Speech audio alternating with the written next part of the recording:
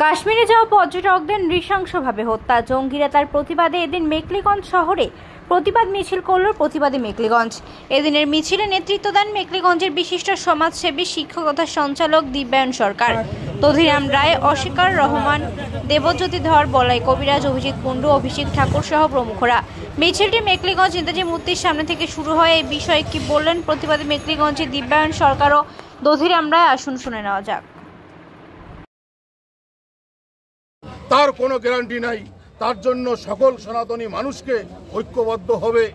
তাই একটা ভারতবর্ষের স্লোগান হওয়া উচিত, বাটোগি তো কাটোগি আর এক রহগি তো সেব রহগি। ভারতবাসীকে আজকে এক হতে হবে, নাহলে এই মৌলবাদী জঙ্গিদের হাতে প্রত্যেকটা মানুষ আমরা আজকে কিন্তু নিরাপদে নেই। তাই আজকে গোটা ভারতবর্ষের মানুষকে, সংবাদ মাধ্যমের বন্ধুদের মধ্য দিয়ে আমি এই মেখলিগঞ্জবাসী হিসাবে আজকে প্রত্যেকের কাছে আহ্বান আমি জানাতে চাই যে ভাই, আর বিভিন্ন রাজনৈতিক দল দেখে নয়, আজকে গোটা ভারতবর্ষের মানুষকে এক হতে হবে, না হলে প্রত্যেকের বিপদ ঘরের দুয়ারে দুয়ারে পৌঁছাবে।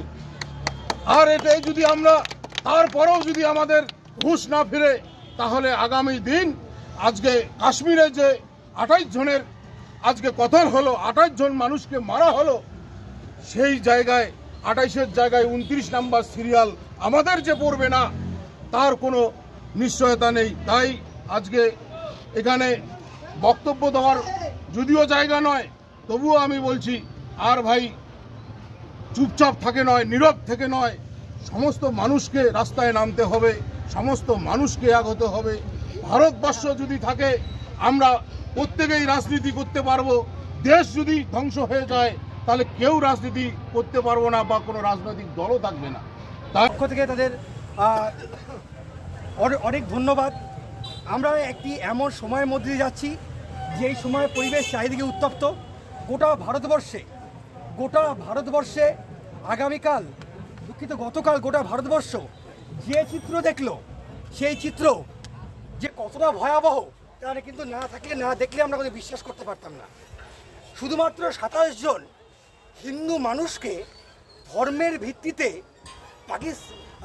পাকিস্তানের পিওকে, পাক অকুপাইড কাশ্মীরের পাশে যে আমাদের কাশ্মীর রয়েছে, যাকে আমিয়াস্ত বা জন্নত বলা হয়, সেই জায়গায় এই ভারতবাসীদের তাদের ধর্মের ভিত্তিতে যেভাবে তাদের নৃশংসভাবে হত্যা করা হলো, সেখানে আমাদের একজন নেভি অফিসারও ছিলেন। সেই হত্যাকাণ্ডের পরে যারা চুপ করে থাকবে, তারা মানুষের পর্যায়ে পড়ে কিনা সেটা আমরা জানি না। আমরা প্রতিবাদী মেখলিগঞ্জের পক্ষ থেকে আজকে ডাক দিয়েছিলাম, জাতি, ধর্ম, বর্ণ, রাজনৈতিক দল, এসসি, এসটি, ওবিসি, দলিত, ব্রাহ্মণ, তাদের কিন্তু কারো পরিচয় জানার চেষ্টা করেনি উগ্রপন্থীরা।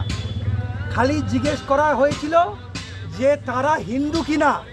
Hindu, short date, plan range point থেকে গুলি। আজকে আমরা যারা এখানে আছি, তারা সকালবেলায় ঘুম থেকে উঠি, একটু 2-1 পয়সা সৎপথে উপার্জন করার চেষ্টা করি। তারপরে উপার্জন করার পরে আমরা বাড়িতে আসি, আমাদের মা বাবা, স্ত্রী যারা আছে তাদেরকে পালন পোষণ করি, আমরা ঘুমাই।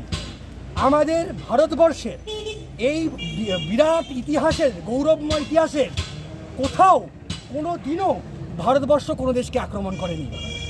আমরা পৃথিবীর কোনো দেশে আমাদের ধর্ম পালনের জন্য কাউকে আমরা বাধা দেইনি।